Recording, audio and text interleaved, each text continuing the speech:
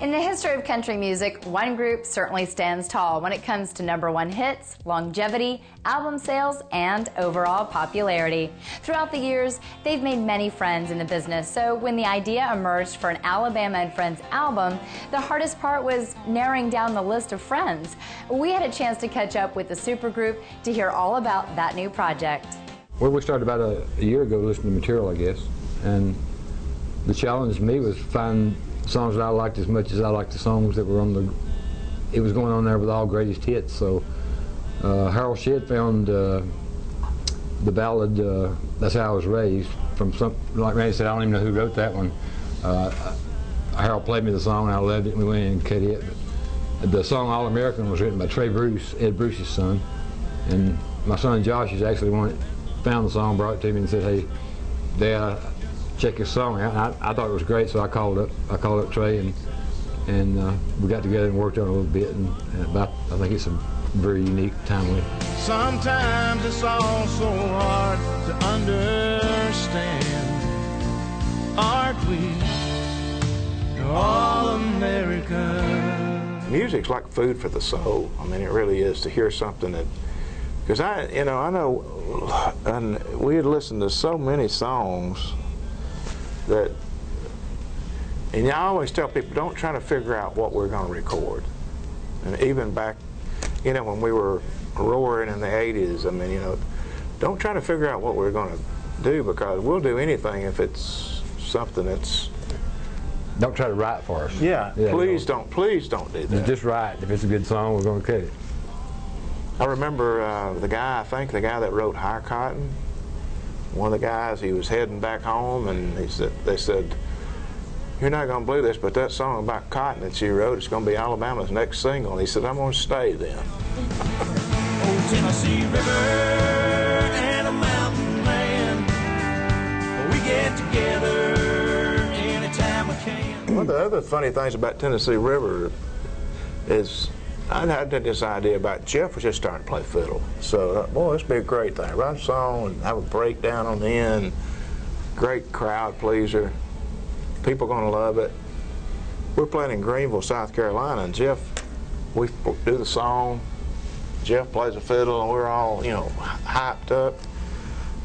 This girl walks up the stage, and she asks Jeff, she said, "Where'd that song come from?"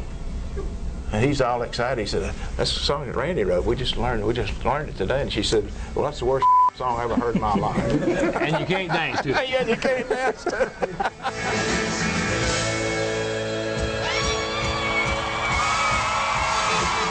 When we first got together, Jeff was the musician in Fort Payne. Me and Randy lived out on the mountain, and Randy's father had a guitar, but I didn't own a bass or anything, so we would drop by Jeff's because Jeff had a room full of equipment. He was rich. Yeah, he was rich. He had a bass amp, and a PA system, so me and Randy stopped in there one day, and we said, "Hey, let's jam a little bit." So we, to the best of my recollection, we went back in Jeff's music room and sang for maybe an hour or so, and said, "Hey, that sounds pretty good. Maybe we should start a band." And we heard about that contest, and the prize was supposed to be $500 and a trip to the Grand Ole Opry. The turnout was slightly less than they expected, so all we got was gas money and tickets to the Opry. It took about 3 days to come up here because my daddy drove, and I don't think we had interstate then. But the outfits we wore were borrowed from our cousins. Yeah, right. I was standing by my window.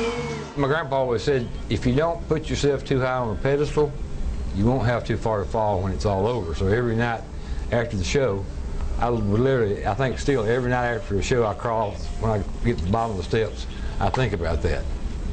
And I think about that it's not me, it's the fans and the 40-something people that we took on the road with us back in 1980 that worked 24 hours a day on Alabama if it took it. But we've considered ourselves very lucky and very blessed to have had the opportunity that we've had, and we still don't take it lightly. We still appreciate each and every fan that ever bought a ticket or a piece of product out there.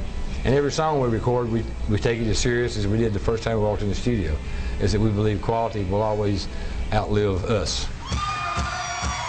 I'm 63 years old. I've been knowing Teddy all my life.